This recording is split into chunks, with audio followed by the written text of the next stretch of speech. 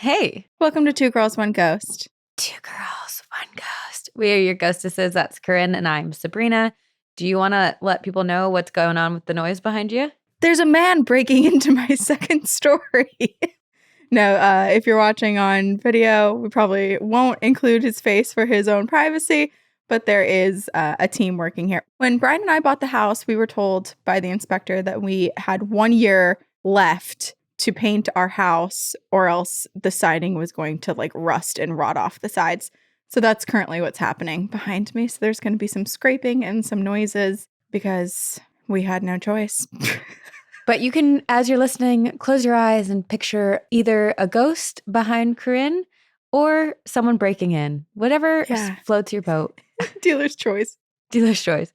Also, someone commented recently, was like, wait, I can watch your podcast? Yeah. Wait, we have YouTube. We've been on YouTube for 2 years now? Is it 2 years? Something like that, I think.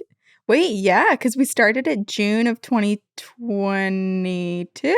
And this, in our publishing world, is June of 2024 when this episode comes out. So yeah, it's been 2 years. Go check it out. There was a crazy thing that happened, or it's currently happening on Reddit right now, and I would like to tell you about it. I know very little details, so I would encourage people to go do more information seeking themselves. But someone's parents, I don't know if they're in America or if they're in the UK or where they are in the world, but somebody's parents just got their floors redone with some travertine tile. And this person, their like adult son or whoever it is, was looking at their parents' new floor. And he himself is a dentist, and he's like, I think you have a fossil of a jaw in this stone. He was like, this looks so much like a jaw, like a mandible. And then, so he goes around and he discovers a couple other fossil-looking sections of this stone, and he posts it to Reddit. And then the Reddit people are like, you have to go to the fossil people. So now all of these fossil experts are actually communicating with this person, like from all of these different organizations and universities and whatever, to identify what these are. And they believe, so they were able to trace the quarry of this like travertine tile back to Turkey. Yeah. So it's from Turkey, or they think generally like this area. And based on the fossils, they think that it's possibly part of like a femur. Like there's different body parts. And then the mandible, and they're like, this is human looking. Like I think there was a collarbone, but based on how quickly this sort of rock forms and kind of like what they can see from the fossil, they believe that this is actually an early human fossilized from 200,000 years ago in somebody's flooring in their house. Stop. How freaking cool is that? Oh my gosh. I know. I've been really into it. I feel like I'm suddenly a paleontologist, but I mean, humans, that is the coolest thing in the world. Archaeologist. But also that now is going to be so disruptive for them who just like were like, I just wanted to get new flooring, and now they're probably going to have to take it out. That's what I'm curious about. Like, do you have to take it out? I mean, I guess they own it, right? So they don't have to. They do. And then there's other part, like clearly that was a piece of stone that was sliced off where that's fossilized. So it's like, how many other slices are out there with the other parts of the body? Right. Because they have a jaw, they have a collarbone, and they have some sort of kneecap or top of a femur bone or something. Now I really want to know where, can you reassemble this body? And it's so wild because at first they thought that the stone was from Spain. And they were trying to figure it out. And then they traced it back to Turkey, which made a lot more sense because the people in the fossil community and like people who have knowledge of early humans were like, well, based on kind of like the jaw shape and everything, this would probably align better with early humans that lived in what is more like modern day Middle East and Asia. Then they realized it was actually from Turkey. And like, it's all these pieces are coming together. It's that is so wild. Cool. Yeah, it's so cool. I want to be fossilized and put into someone's flooring. That's so cool. I know. We didn't think that was a possibility, but that's very cool. That's now, forget like becoming a tree and forget being buried in a cemetery. Become fossilized and be put into your grandchildren's floor. It's so crazy too, because this is an early human. So there's no way, like if they had the consciousness and soul kind of understanding that like we feel we do as current modern day Homo sapiens, I wonder how shocked they would be at like what we look like. We look like aliens. We're this unidentified type of creature, basically, to them. We probably if they look were able so to different. see this. And we like have all this shit around us. Like it does look like a spaceship, our house is. Right. So if we were to wait 200,000 years and then our bones pop up somewhere in some species, I don't know, home, like what would it be? Who would it be? What would they look like? Whatever we evolve into in that many, if Earth even exists if in we're that many even years. alive. Yeah, we might go extinct. Yeah. Who knows? Wow. That is so cool. Can you send this to me? I want to read it. I'm going to go down the rabbit hole. I'll send you the Reddit thread. I do have a confession, and I've told you this, but I haven't told our listeners this. Oh, okay. A Court of Thorns and Roses is not for me. Oh, yeah. I know. Gonna have to solo book club chat. I know. I'll still join the conversations and hear what everyone has to say about it, but yeah. You You can look up the book discussion questions and just ask me and everyone else who's read. You're the interviewer. I read the first book and I read it pretty quickly and I liked it. It felt very much Beauty and the Beastie. And then everyone was like, but book 2 is so much better. Mm-hmm. And I'm still book 2. taking a really long time to get through book 2. And I find myself wanting to read it fast so that I can get to the end. Oh, interesting. Yeah. So then you're not going to, because I feel like book 2 for me, I've read 4 of them so far. And then I haven't read the 5th one yet because I'm like, I'm getting way too far ahead. And for these like book chats, I'm just not going to remember anything that happens if I keep reading it. So I'm pausing. But I don't think I would have been able to pause book 2. I really liked it. So it just must not be your thing. And also I feel like it's just not my thing. Yeah. I had said this in our book clubs too, that you do have to, I feel that you have to read them slowly. You actually have to read all the words. So if you're looking to kind of speed read it, or if you're used to kind of digesting books where you can skim, it would be more frustrating to really have to like focus in on all of the little clues that are everywhere, because it's a slower read then. You want to read it quickly, but I felt like I was forced to read it more slowly. Yeah. I think it just, the world right now where I am in my life, like I wanted the sex and I didn't want the like world, you know, and there wasn't enough of the sex. Yeah. I've heard that although this is like the entry series, I think, into kind of the fantasy world and fairy smut and this sort of thing, I have heard that this group of books is not nearly as spicy as a lot of other ones out there. Okay. Well, so I think this is like you dip your toes, but if you're really looking for werewolves and vampires and fairies banging, there are some other authors out there that give you 70% of the book is just sex. See, that's what I'm looking for. If you have recommendations for that type of stuff, you can send it to us because that's what I'm looking for. And then we also at this time will have picked a new book club book that we'll be reading over the summer, and then we'll have a discussion of when you're back from maternity leave. Mm-hmm. So we'll put that in the show notes for everyone, but then also go to Patreon to check out what we're reading for the summer. Yes, the summer read. My mom used to drop me off at the library in the summers, and I would just like sit there and read. Yeah, same. It was so fun. It was such an easy thing to do, too. I feel like some of my friends would go to the library. Sometimes they'd have the various events or whatever. And then they also, once you hit middle school age, like they had the computers and you could sign up for 15 minutes and you could go on AIM. Yeah. If you weren't allowed to at home, which I definitely wasn't for some time, I'd go to the library for 15 minutes and get my AIM. They also had the summer reading challenges. And I think if you read a certain amount of books, you were gifted a book. Like they had books that you could pick from. And that was the best. I've said this. I don't like flowers. Flowers are expensive. Buy me a book instead. I'd much rather have a book. Yeah. And I'm really it lasts impressed forever. that they give you a book. I'm realizing I was very easy to please because I'm pretty sure at the end of our summer reading challenge, we got a bookmark. Oh, okay. Like a special one that said that you did the challenge and that was it. And that was motivation enough. But my God, I probably would have done it more years if we were given a book at the end. Yeah. Incentives. Yeah. How great. One day I'll work at a library. Yeah. It's my dream. And I hope everybody's summer can be slow and peaceful and restful, and you can read books or listen to podcasts or do whatever you want to do. Sit there and just listen to the birds. Oh, just do something to make you feel. Become fossils in someone's floor. Yeah. If that's what you want to do, do it. Truly. Melt away. Well. Or don't be fossilized. Live forever.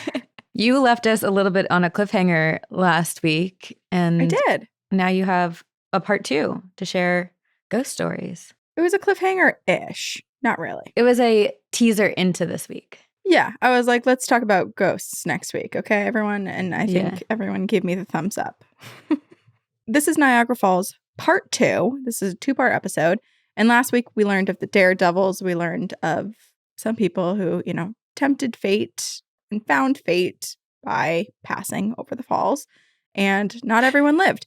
And Sabrina, you had said last week, you were like, wow, I'm shocked at how many of these daredevils lived. It's way more than I thought.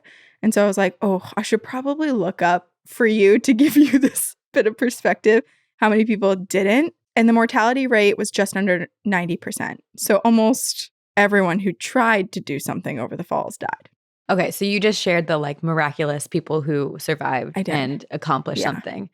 Okay. Yep. So don't go chasing waterfalls was the lesson that we learned and we will continue to learn today. I'm also going to make one correction to my story from last week because as I was doing more research into the ghostly side of Niagara Falls, I found more details about the group of people who went over the falls. It was that 17-year-old, or was she 17? But it was the brother or sister, Deanne and Roger, who went over with their family friend who had been taking them out on a boat. And I was confused because I was like, I don't understand how she got out of the boat, but they couldn't get the other people out of the boat. It was just ripped away. Turns out about a mile or so upstream, their boat had capsized. So they were all currently in the water racing towards the falls because it becomes class 6 rapids up top before you even go over the falls. So she had managed to kind of finagle her way and swim, I guess, in a section of the current that actually allowed her to get to the side to get pulled out. And then just had to watch her family friend or uncle and her 7-year-old brother in the middle battling the water and go over the edge. But the brother and sister, they lived. Yes. Let's remember that. That was great. But basically last week we were like, holy shit, Niagara Falls is powerful. It's majestic. It has been here for a very, very long time, long before people decided to barrel roll over the side of it. Yes. So the falls have been witness to numerous deadly and bloody events throughout history. So I'm going to tell us a little bit about some of that dark history, and then we'll move into some of the hauntings. Perfect. So the first record of human settlers in this area suggests that the native tribes, or many of them, they moved here sometime between the year 1300 and 1400. And these tribes, they had their own quarrels. So there was just a lot going on as people and groups were moving into this land and trying to establish themselves. And obviously, not everything can just be rainbows and butterflies and, hey, new neighbor. And so actually, a little bit later in history, when the French came to the Adirondacks and to this area, they observed I'm probably going to butcher this, but the Adirondacks people. Okay. And these people, the French were noticing, they were such peacekeepers. So there were these two groups, basically the Iroquois and the Huron groups, really just did not like each other. And the French were noticing this third tribe, which they would nickname the neutral tribe, and people have basically called them the neutral tribe since, that they were basically trying to put themselves in the middle and be like, calm down, everything's cool. You just stay your separate ways. We're cool. The middle child. Just breathe. Yes, there was a middle child. And guess who these middle children were led by? A woman. Fuck yeah. She was nicknamed the Queen of Peace. Her name was Jaikan, which, again, I apologize for all of these pronunciations. She was like, hey, Huron, you stay to the west. Iroquois and the many different branches of Iroquois, you guys maybe chill towards the east. And then we'll be right here in the middle on Niagara River. So it sounds like they didn't need another party coming in to ruffle any feathers. No. And I think she was very good at what she was doing too, because, she was playing peacemaker, but she was also really establishing her own group and her own people. And they were very powerful. They were very skillful. And not only were they great peacekeepers, but they were also said to be these really expert warriors at the time too. So this allowed their settlement to grow. And by the 1600s, there were up to 40,000 people who lived in this community, in the neutral tribe, quote unquote, community. So not only did they manage their own governments and different systems, because they had so many different people, so they had different jobs and trades, and it was basically a town. It was a town, it was a city that was operating. But they also now had to play peacemaker to more than just the Iroquois and the Hurons. There were more groups trying to move in. They're like, ooh, wow, what is this river and this waterfall? Let's go chase them. And they were just like, oh my God, there's over 10 groups trying to establish roots here. And we have to deal with them and also the groups that are more transient and would just kind of like migrate from time to time and also come through here and try to help them not ruffle any feathers with some of the groups that are already here. That so they sounds had so much on their plate. Yes, it does sound exhausting, which is why it's like only a woman could do this, right? Like she was a leader and she was successful, I think, from everything She's I trying could her read. best. She was trying her damn best. Yeah. And there's a photo, if you've watched the YouTube, it depicts this woman, the Queen of Peace, kind of trying to talk down some of the groups that are trying to fight each other. And it's an oil on canvas painting by Ernest Smith. It was painted in January of 1936. It took him 59 hours. And this artist, he's since passed away, but he is a Native American artist. She's holding out her hand, and I imagine she has beautiful. 4 candles. And she's like, blow out the candles. Blow out the candles, everyone. I mean, it's interesting seeing it like this because she's standing so alone. Yeah, the way that it's depicted. Yeah. It's very motherly too, right? Yeah. In the way that this is shown, where she's like an older woman and there's all of these younger men and boys. And she's like, hey, look over here. Stop. No. That's what it feels like. But I think that she, from what I could read, was a really incredible person and led her group in a pretty miraculous way. But one of the groups that she was trying to help people not ruffle the feathers of were the Seneca people at the time. So they were very strong and they were very powerful. And some of the other tribes feared them. And so this neutral tribe would try to help them kind of like, you know, if they needed to pass by the area, like how to pass by and not start anything that they weren't trying to start. But you know who had a bone to pick with them? Who? And they were like, we're not afraid to start shit with you. The French? The Huron tribe. So in 1640, a full-on war broke out between the Huron and the Seneca. And some people were running to the Queen of Peace's village. And they were just like, help me, save me. I need some safety. And unfortunately, there were some people who were captured along the way trying to seek refuge from this other tribe that was along the Niagara. And they were taken captive and killed in many cases. And one of these people supposedly was the Seneca warrior named Reyes. Some say that the Huron had captured him and killed him. Other reports say that he was burned at the stake at an Erie Native American village. So I have no idea how he passed. But basically, I guess the history is a little bit muddled here. And I'm probably going to say some things that differ based on different people's accounts. But I think the consensus is there was a lot of tension. There were a lot of different groups of people in this area. Blood was boiling. Hostile attitudes were rising.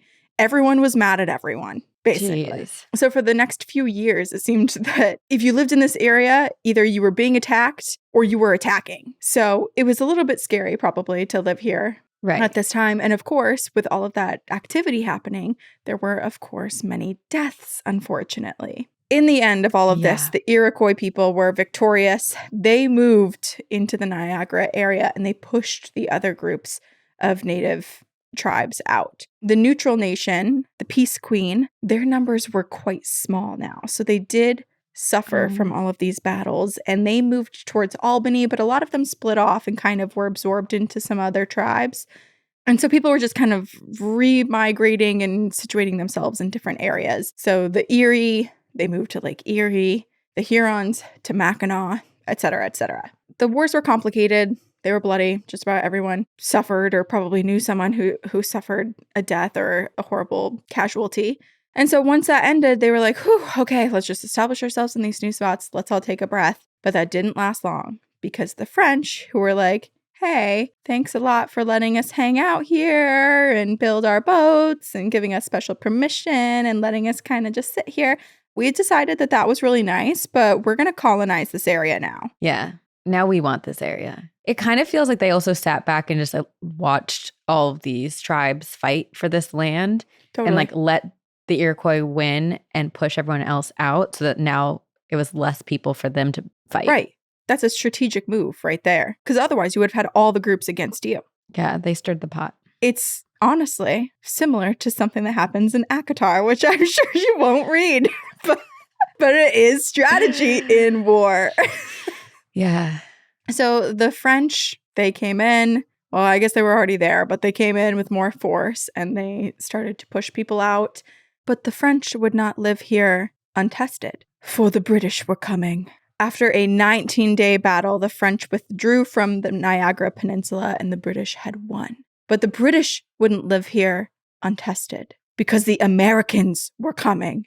Oh my gosh. Enter the War of 1812. It's like no one could, you chilled there for like 19 years and you're like, this is great. And then someone else is like, mine.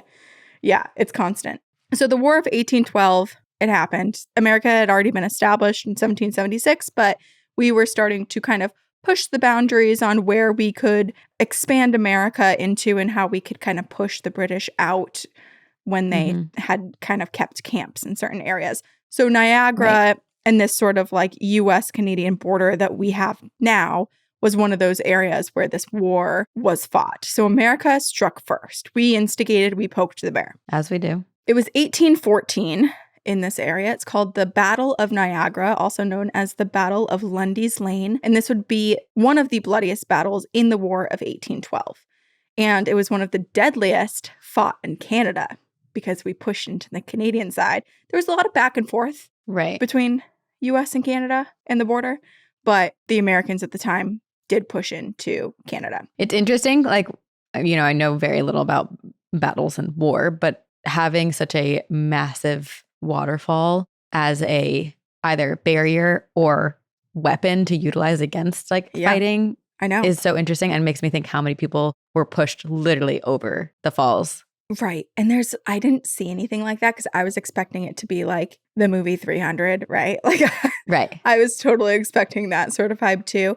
But at the time, the way that people fought was very structured. So it was a lot of like marching up and in close range, shooting each other. Like it was less the way that I think if you and I were thrown into a fight, we'd be probably really scrappy and just literally trying to survive. But they were like, protocol and my marches. Right. So which is so interesting. Yeah. I'm sure it was still pretty bad. I'm sure there were a couple people who went over the falls. Oh. For sure. I'd run. I'd be like, I'm out.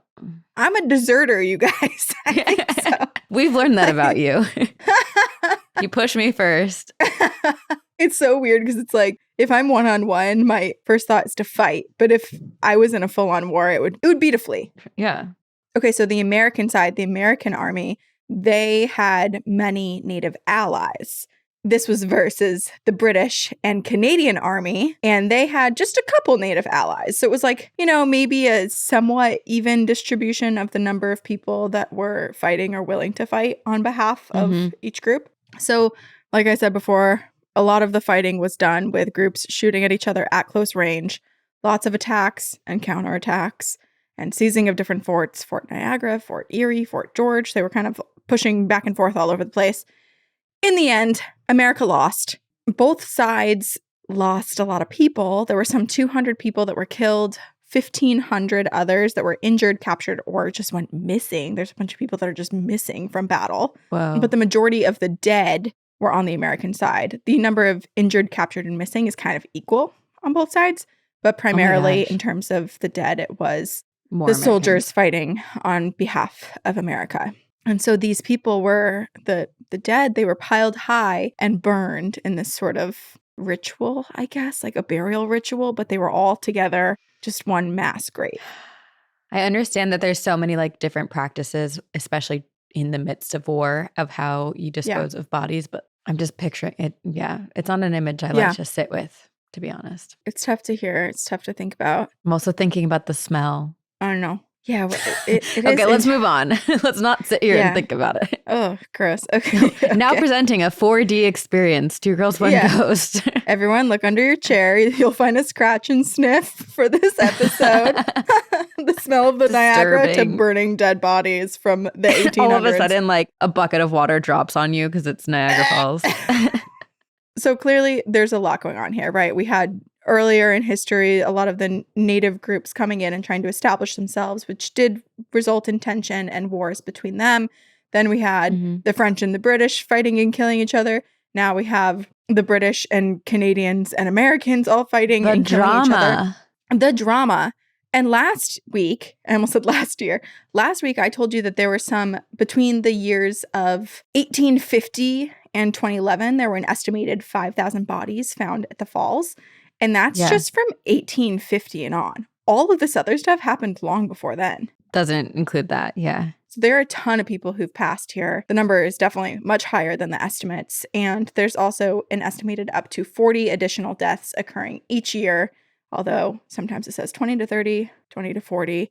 Unfortunately, a lot of those deaths do happen to be suicide, which is really, really horrible. And also like the amount of bodies that just have not been recovered, you know, or have washed downstream and now are in the ocean or wherever they are. Yeah. And just think about the people that just go missing too. Like, we don't know how they died. Like, could they be here? And also just the amount of whirlpools too. I'm like, could there be some bodies that will just never come up because they're in this 100%. State of like being churned until they're nothing anymore? Or just like trapped under rocks and fossilized. Yeah. Bog bodies being created here, potentially. There's a lot of moisture here. It's a humid climate. Well, this is why I always say the ocean is the world's largest cemetery and that we're swimming in a grave when you go swimming in the ocean. We are. And the foam that washes on the beaches is the souls of dead mermaids. That's what my aunt would tell me. A lot of dead souls. A lot of poor, unfortunate souls. So sad. So obviously, with all of these deaths and all of these horrific events that have happened that we have written down to retell in history, it has provided quite the opportunity for spirits to linger here. So along the walkways and the parks of the falls, where we ourselves strolled, we did not see this person, or to my knowledge, we did not. But there is a mysterious man who people have nicknamed the Hat Man. But not the Hat Man. Yeah, he doesn't appear the way that a lot of people's like sleep paralysis or shadow person hauntings from the Hat Man appear to be. It's just a man wearing a hat. An unusually tall top hat, which is why he was given the name the Hat Man. But it's more than just his hat that will make him recognizable. He also apparently is missing from one of his legs, from the knee down, he's missing his leg. And so when he's seen walking, he's kind of walking speedily, but he's also limping and he looks like he's struggling. And so a lot of people will go up and try to ask him if he's okay or if he needs help. Wow. And as they start to approach him, he'll just vanish. Done. But he's that clear for people to go approach him. And that clear, too, about his boundaries and not wanting to be spoken to and not wanting any social interaction. The second you're like, hello, he's like, no. Nope, I'm out. I'm gone. Don't talk to me. So some people have wondered who he is. Could he be someone from the war? He doesn't appear to be dressed as someone from the war, but he does have an injury that could maybe potentially be a result of a tragic accident or war. But some people are like, well, it would totally make sense if he was a soldier because the soldiers from the War of 1812 have been spotted here. They're preparing for battle. So some people are like, well, I guess some people is also including me, where I'm like, well, is this a residual haunting? Is this like a glimpse into the past? Like, do we get to, for a moment, time travel and there's some sort of portal opened up and we're seeing into the past?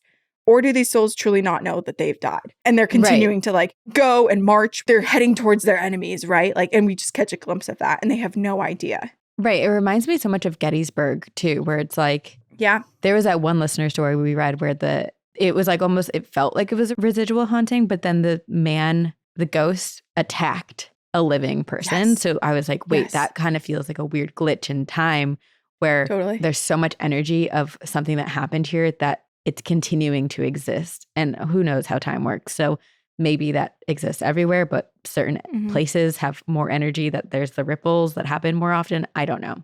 Yeah, I know. It is interesting because it's like, how do we explain it? How do we know? Because we have now examples, like you said, from Gettysburg, where it does feel residual. It feels like a glimpse into the past, but then one of the spirits does something out of line or out of character, which makes us realize, oh shit, maybe this wasn't what we thought it was. And so perhaps this could also be something that we're not really sure. But people do see the spirits moving in their uniforms for battle, hurrying ahead as if to find and greet their enemies. Wow. Just down the river where it opens to Lake Erie, there is the historic Fort Erie, which is where many of the soldiers lost their lives during the War of 1812's Battle of Niagara. And it is said that there is a spirit of a young soldier here whose hands were blown off by a cannonball. And so when people see him, he has no hands. Cannons are one of the coolest, but also like intense weapons from history. And also, I feel like when I was a child, I always pictured cannonballs being as big as bowling balls, but they're so small. Well, it depends. Yep. And also just the inability for accuracy on those feels very hard. It is interesting how often they were used, given that it was just kind of and they take a long time, too. Let's see what happens. Yeah. Well, we've innovated since then, but maybe not in the best way. So nearby is Drummond Hill Cemetery. This cemetery, actually part of the land that the cemetery is on, was the land that they actually fought the Battle of Niagara, the Battle of Lundy Lane. And so half of the cemetery that now holds the dead was where the dead fell, which is so wild. And so many people have been buried there, and it's no surprise that the cemetery is haunted. It's a very active hotspot for paranormal investigators to go to. And the spirits show up, and they show up in many different forms. So people have seen them appear as mist or orbs. Strange lights have been seen, full-bodied apparitions, and the full-bodied apparitions appear to be in battle uniforms, often limping. So people are like, okay, well, clearly this is, people who died in this battle. But that makes me sad. I prefer a residual haunting because then it doesn't feel like these spirits are stuck here. And then this brings up the question of like, how do ghosts appear? Because we've heard stories where ghosts can like choose how they appear, but these spirits clearly seem to be experiencing the pain that they experienced at their death. Right. It's like they're stuck in this time loop of the last 24 hours before they died or something like that. Or did their wounds carry on into the afterlife, which is a whole other thing. Ugh, I know. Well, so along with seeing them moving and limping, people also have said that there's the sounds of battle and of them preparing for battle. So people will literally hear the fighting going on. So perhaps it is just kind of like a residual thing, we can hope. But there are battle noises. There are strange footsteps. People often report feeling watched. So it's like, if the feeling of being watched is also believed to be these soldiers, maybe it's not residual. Because are they watching? Are they like, are you the enemy or are you an ally? It's pretty scary. But then I hope they can't like actually do anything. Or they're just curious. There's probably, because there's also so many tourists that are coming through this area that it probably is a great place to people watch. And ghost watch. Because there are hauntings beyond these cemetery gates too. Many of the neighboring homes, so people who've bought homes just alongside the cemetery, these soldiers also haunt inside of their houses. Could you imagine waking up to just soldiers marching through your bedroom? No, I cannot. And I feel like this is proof to me that not all cemeteries are so peaceful, because I feel like when we were house hunting, every time I saw a cemetery nearby, I was like, oh, perfect. Let's buy the house next to the cemetery. And I was so jazzed about the idea because I'm like, it's going to be so quiet. It's going to be so peaceful. Quiet neighbors. But if a bloody war was fought right there, perhaps not. Something to consider when house hunting. But so far, a lot of these hauntings seem to be attributed with wars, right? Well, the next encounter is a little bit confusing because it has nothing to do with wars. It's the sound of children laughing and playing. So as people walk around the parks of Niagara Falls and they go out to the little observation decks to look out and watch the waterfalls, they'll sometimes hear children laughing and playing. And when they look around, there are no children to be seen. Who they are, we do not know. Why they're having so much fun by such a dangerous place, we do not know. Okay, I have a pitch. Going back to the question of like, or we have no idea how spirits appear in the afterlife. But what if these soldiers who fought and died in the war came back in the afterlife as like little children and they're just running around and having fun and experiencing playfulness rather than tragedy and death? That's a great way to think about it. Like if they have to come back, if they can't move on, if they're forced to haunt this area, why not choose to do it as a carefree and innocent and play-loving child? Right. There's also an unknown spirit here, which I'm like, how do we even know if it's one individual spirit or if it could be any of these others that we've discussed? But people say that as they're walking down the path, they do hear someone behind them. They hear the footsteps. They'll turn around and there'll be no one there. But then as they keep going, they'll hear footsteps again. And it starts, it stops. It is clear that someone is maybe either also walking the path or potentially stalking them. But there's no one that they can visibly see. And numerous people have had this experience. And at first stalker. I was like, I wonder if it's a sound thing with like the water or whatever, like the way it bounces. But it's in different areas. It's not just like one particular spot that you can hear the footsteps. That does feel very childlike to be following like that, but it could also just be a curious spirit who just likes to follow people. Yeah. I have a show recommendation for you. I don't know if you would like it actually, but for people listening, maybe you'll like it. It's called Baby Reindeer, and it is terrifying because it is based on a true story. It's a British comedy on Netflix. And this guy had a stalker to like an extreme. Oh, God. But it's a comedy. It's interesting. I'm going to say I won't like it because, and not to insult any of our British listeners, but British humor is not my thing. So if it were a drama, I love British procedurals. British dramas? Yes. Yes, but since it's comedy, I probably wouldn't. But maybe I'll give it a try. It's almost one of those things where I want you to watch it because I don't want to give away anything else right now because it's so what the fuck. You can't believe that it's real. Wait, so it's actually real? Yeah, it's on Netflix right now. Now I'm kind of more intrigued. It's an easy watch. I'll let you know if I watch. Okay. So while some people are being stalked by spirits, there are other spirits that unfortunately are trying to just find their loved ones. And one of those people that is haunting the Niagara area is Annette Rankin. So last week I talked about how we do harness power from Niagara Falls and use that as an energy source. And there was this man, William Birch Rankin, who he worked on the power station, the power plant, and he was a really big part of its success. He had a huge role there. Okay. And he spent a ton of time at work in establishing this thing. And even Nikola Tesla said of William that William was, quote, a man who worked while other people slept. So this guy, he was a workaholic. He had a lot of ambition, but he also had a lover. And that love of his life was Annette Rankin. She would become Annette Rankin. So at the time, they were not married, that he was working on Niagara's power station. But she was very patient with his work because at the end, once it was up and running. Did they meet while he was working there? I actually have no idea. I didn't look too much into their love story. Okay. But I do know that basically, I think the promise was as soon as everything's up and running, he would take some time off finally, and they would get married and they would have their honeymoon. So that was great. She was super excited. I'm sure he was super excited to have some time off. The two of them go, they get wed, they go on their honeymoon.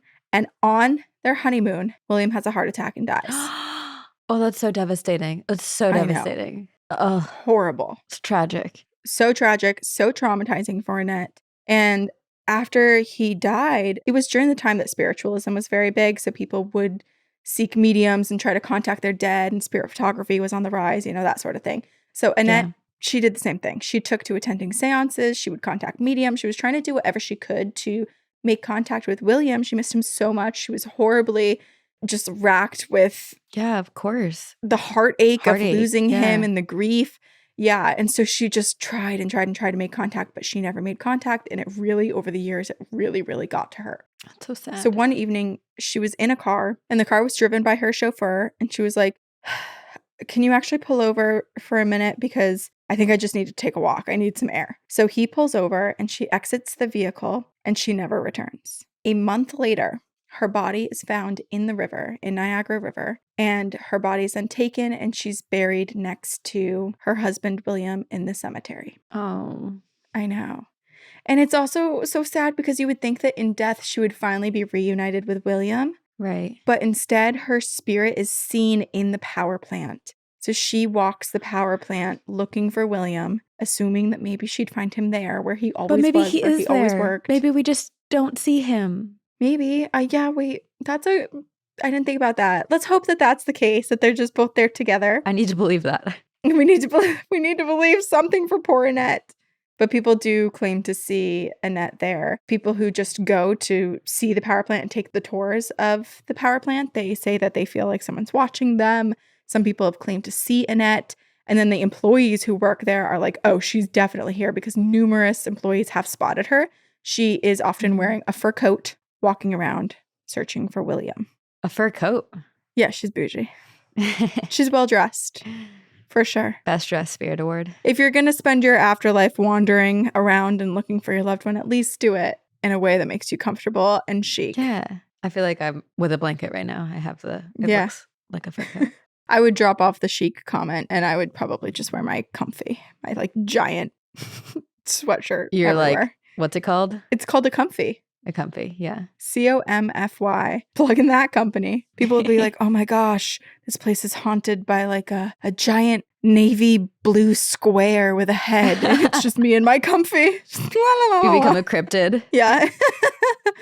Okay, so nearby Niagara Falls, on the Canadian side, as you travel to the falls, you just may pass an infamous tunnel that is called the Screaming Tunnel.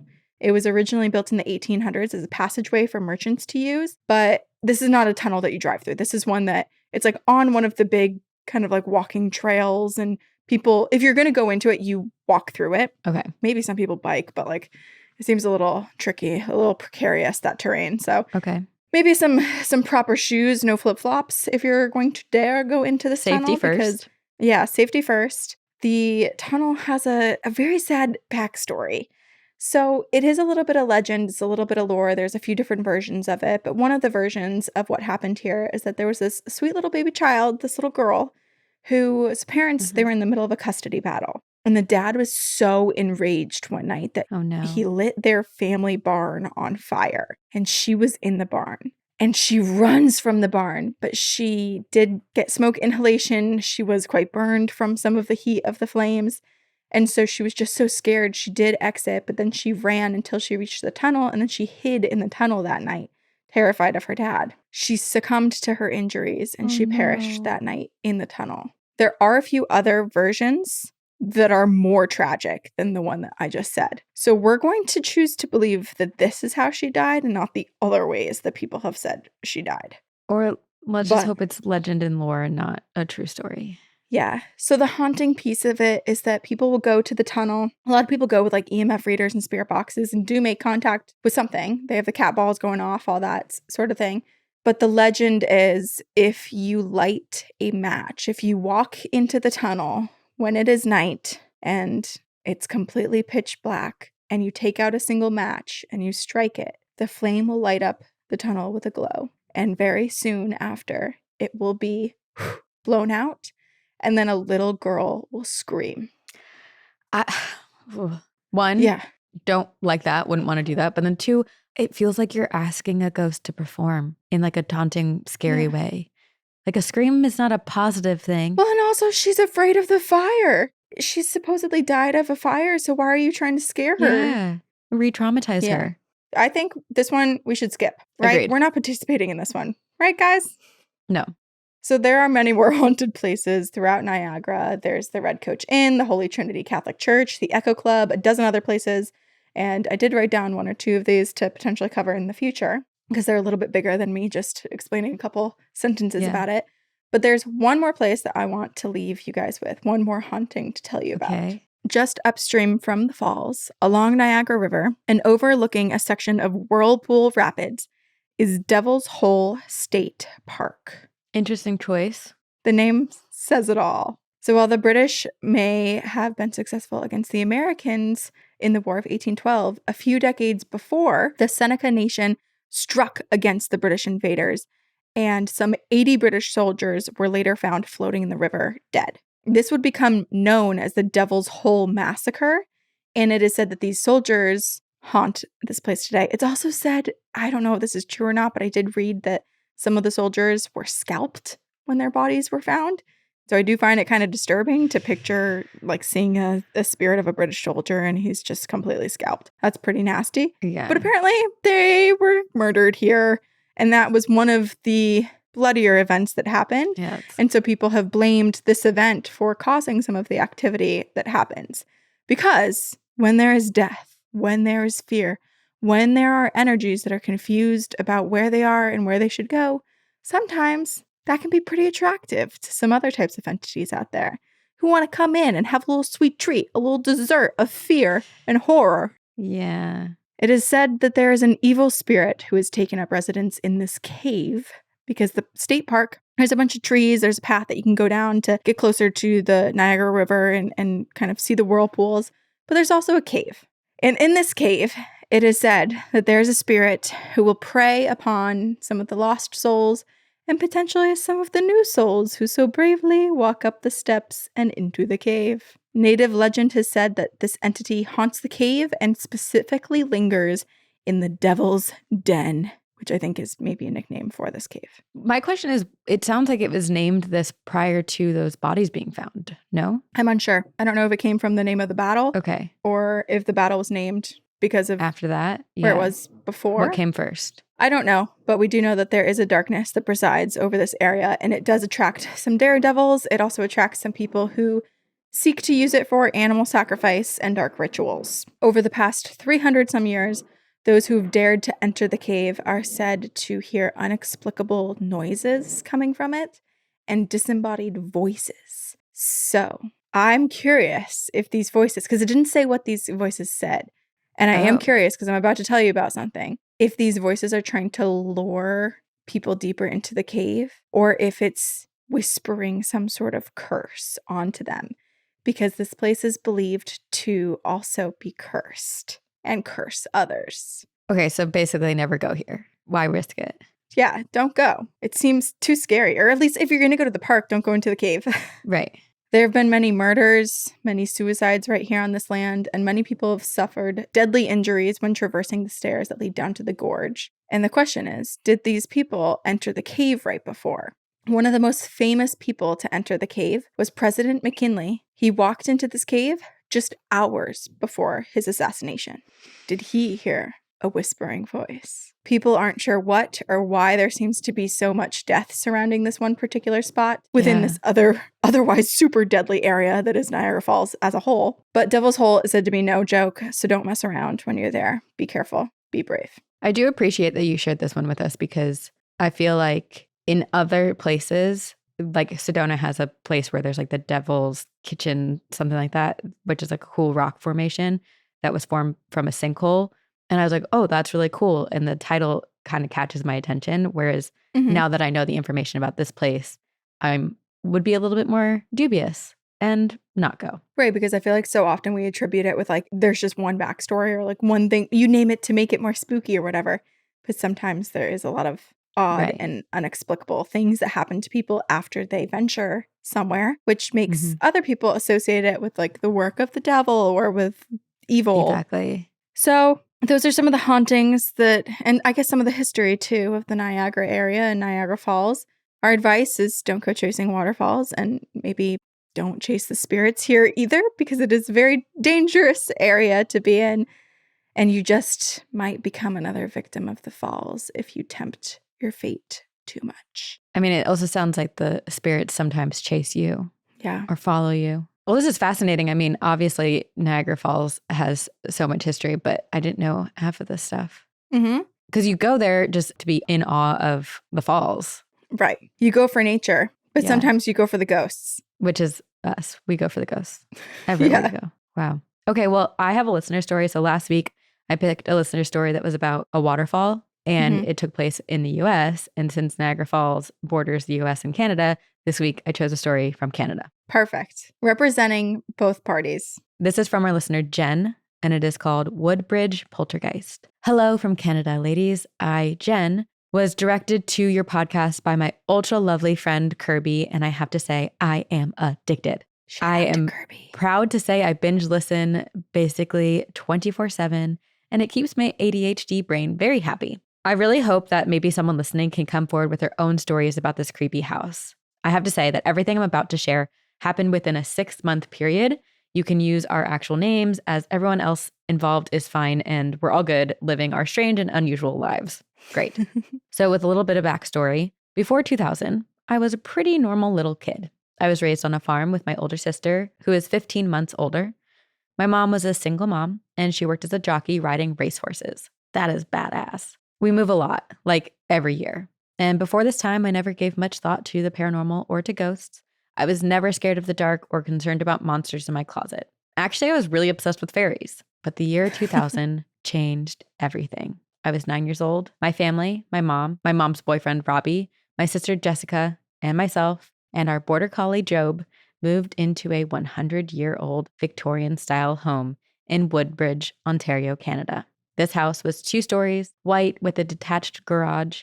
It sat between a set of duplex homes, had a small backyard with a broken wooden fence, and a huge maple tree. It sat on a fairly busy road.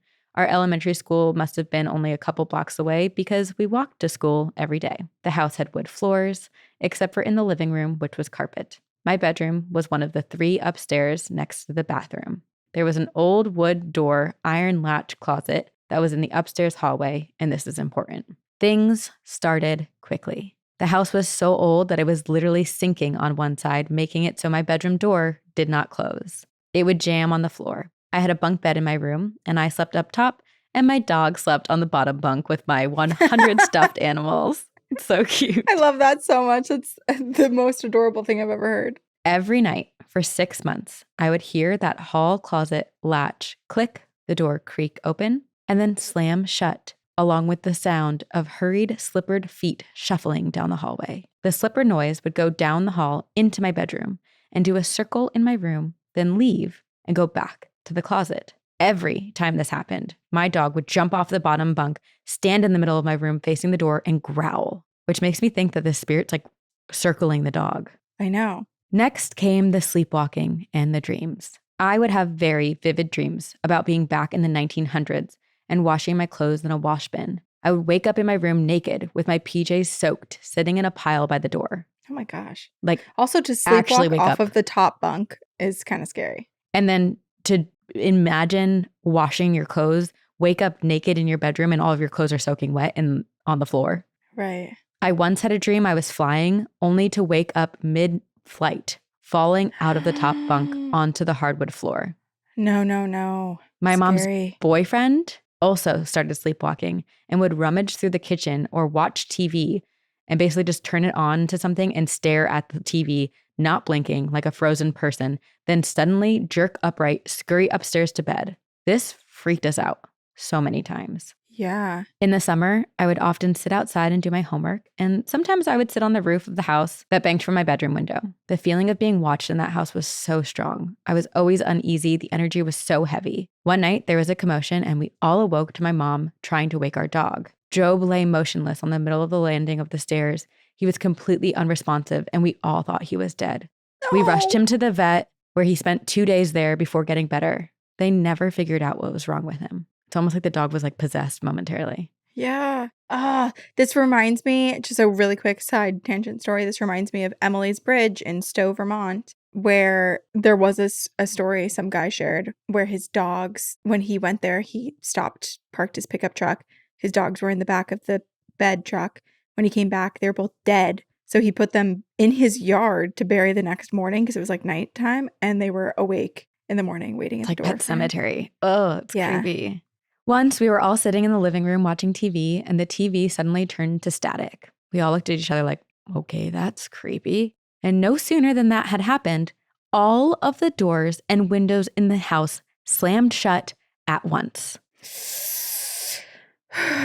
This was the middle of the summer in Ontario, and these old wood windows were hard to open and close with the humidity. We went as a group to investigate and found every door closed. Even mine. Remember that door that wouldn't close because the house was sinking on one side? Yeah, closed.